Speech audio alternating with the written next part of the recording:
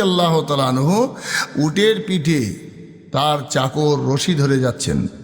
2 kilometre যাওয়ার পর আবার চাকর উটের পিঠে, হযরত ওমর রাদিয়াল্লাহু তাআলা খলিফা, তিনি আবার উটের রশি ধরে যাচ্ছেন।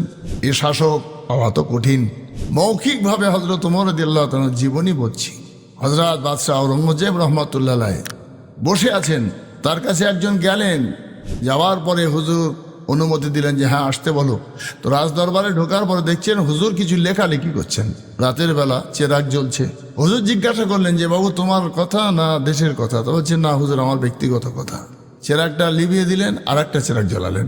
কথা মিটে যাওয়ার পর লোকটা চলে যাচ্ছেন, যখন বলছেন যে হযরত সরিষার তেল দিয়েই তো চেরাগটা জ্বলছিল, আবার এটা যেটা জ্বালালেন এটাও তো সেই সরিষার তেল দিয়ে জ্বালালেন, তাহলে আগেরটাই বা কেন নেভালেন আর এখন এটা জ্বালালেন কেন?